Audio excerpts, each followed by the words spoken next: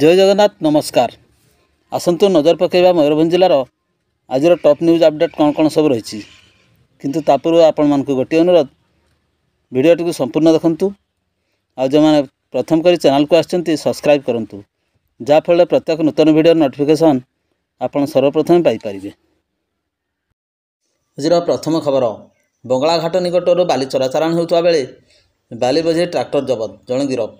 कौन सूत्रु खबर पाई दिवा 2 घटिका समय झारपखरिया थाना अधीन बंगलाघाट निकटरे चढ़ाऊ कर बेआईन भाव बारी चोराचालाण होउथबार गोटे ट्रैक्टर को जबत करिछि पुलिस।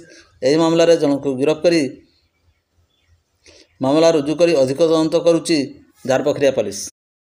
परवर्ती खबर आगामी साधारण निर्वाचन पूर्व बांगरीपोस्टारे पुलिस फ्लैग मार्च। आगामी 2024 साधारण निर्वाचन पर सुरक्षा दृष्टि पुलिस पक्षर व्यापक पदक्षेप ग्रहण करा बेले सोमवार संध्या 7 घटिका समय बांगरीपोशी पुलिस द्वारा बांगरीपोशी बजार अंचल फ्लैग मार्च करा। बांगरीपोशी थाना अधिकारी नेतृत्व में यह फ्लैग मार्च करा बेले थानार समस्त अधिकारी स्पेशल फोर्स यह फ्लैग मार्च में अंशग्रहण करथिबा देखा मिलता। परवर्ती खबर वर्षा को दृष्टि रखी अनिर्दिष्ट काल पर्यंत बांगरीपोशी स्थित द्वारश्रेणी घाटी में पत्थर ब्लास्टिंग बंद रहिबो। अपराह्न 2 घटिका ठारू बांगरीपोशी अंचल में अदिनिया वर्षा देखा मिलता बेले बांगरीपोशी स्थित द्वारश्रेणी घाटी में रास्ता प्रशस्तीकरण होगाकू पत्थर ब्लास्टिंग कार्य को अनिर्दिष्ट काल बंद रखार सूचना सोमवार दिन 2 घटिका समय जातीय राजपथर वरिष्ठ अधिकारी सूचना प्रदान कर। परवर्ती खबर कुसुमघाटी और बांगराठारे अष्टप्रहरी सांस्कृतिक कार्यक्रम अनुष्ठित जोगदेले केन्द्रमंत्री विश्वेश्वर टुडू। सूचना अनुसार सोमवार दिन 12टा समय पवित्र दलपूर्णिमा अवसर खुंटा ब्लॉक अंतर्गत बड़पथरा ग्रामर कुसुमघाटी और बांगराठारे नाम संकीर्तन अष्टप्रहरी और सांस्कृतिक कार्यक्रम सेठारे अनुष्ठित हो जाइछि। एही कार्यक्रम रे केन्द्रमंत्री विश्वेश्वर टुडू मुख्य अतिथि भाव जोग देथिबा बेले बारिपदा विधायक प्रकाश सोरेन सेठारे उपस्थित थिबा देखा मिलता। परवर्ती खबर खुंटापसी ग्राम भितर हरिणर मृतदेह उद्धार कला वन विभाग। करंजिया बनखंड ठाकुरमुंडा रेंज खुंटापसी ग्राम सोमवार दिन सकाळ प्राय 10 घटिका समय एक हरिणर मृतदेह को वन विभाग उद्धार करछि। मृत हरिण को वन विभाग उद्धार करने पर ठाकुरमुंडा प्राणी चिकित्सालय को आनी व्यवच्छेद कर मृतदेह को अपराह्न ठाकुरमुंडा रेंज कार्यालय परिसर में पति दि जाइथिबार जणाଯାଇଛି। मिलिथिबा सूचना अनुसार खुंटापसी ग्राम को सकाळ सकाळ जंगल भितर दौड़ी दौड़ी आसी ग्रामर तुलसी महांतों पाचेरी डेई भितर को डिया मारिथिला जहाँफल तार मृत्यु होता।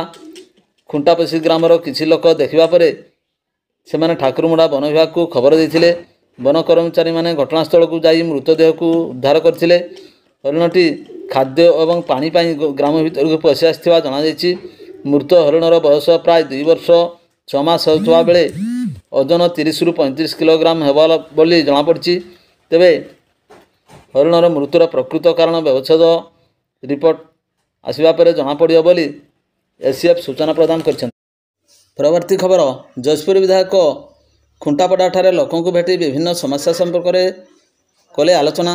सूचना अनुसार सोमवार अपराह्न 3:30 समय जजपुर निर्वाचन मंडल खुंटापड़ा ठारे जजपुर विधायक गणेशराम सिंह खुंटिया गस्त कर विभिन्न वर्गर लोकों को भेटी लोकमानकर विभिन्न समस्या संपर्क में आलोचना कर सूचना मिली। परवर्ती खबर रायरंगपुर कॉलेज निकट ट्रक दुर्घटना अल्पके वर्तिले चालक। अपराह्न 2टा समय रायरंगपुर कॉलेज निकट में एक ट्रक भारसाम्य हराई दुर्घटनाग्रस्त होता। यह दुर्घटना ट्रक चालक अल्पके वर्ति जाते। सूचना पर स्थानीय लोक मैंने घटनास्थल को जाई ट्रक को उद्धार करथिले। परवर्ती खबर बहलदा किचकेश्वरी मंदिर में पूजार्चना कले लोकसभा प्रार्थी नवचरण माझी। अपराह्न 3टा समय भारतीय जनता पार्टी लोकसभा प्रार्थी नवचरण माझी बहलदा जाई पहुंची एवं सेठारे अवस्थित माँ किचकेश्वरी मंदिर में पूजार्चना कर आशीर्वाद ग्रहण करी आगू होगाकू साधारण निर्वाचन पर प्रचार अभियान आरंभ करथिले। तांको सहित रायरंगपुर अंचल भारतीय जनता पार्टी कर्मकर्ता माने उपस्थित थिबा देखा मिलता।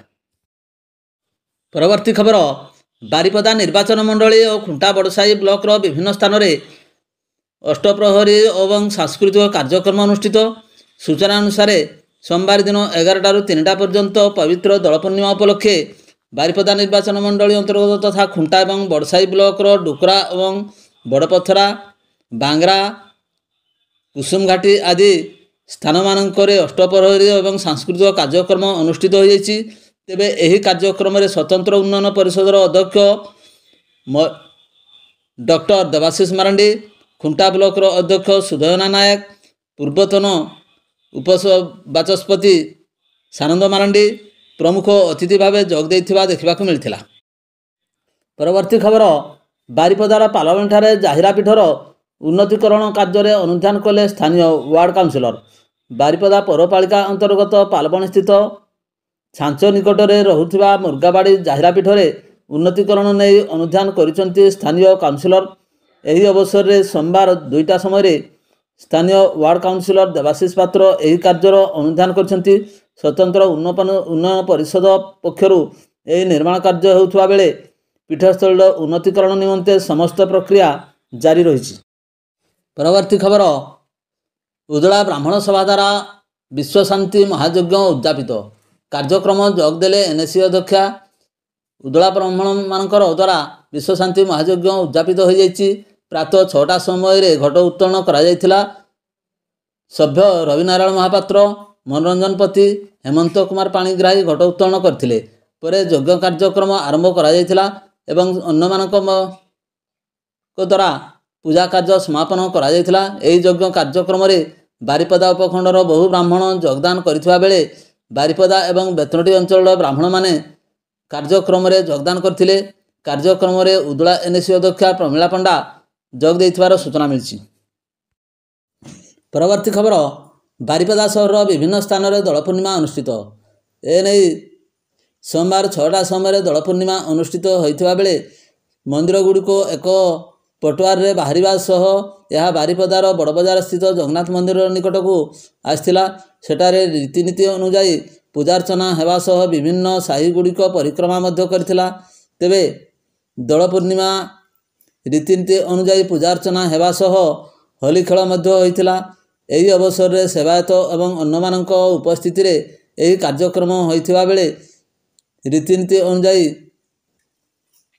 ପୂଜାର୍ଚ୍ଚନା ସହ ଦୋଳ ପୂର୍ଣ୍ଣିମା ଅନୁଷ୍ଠିତ ହୋଇଥିଲା।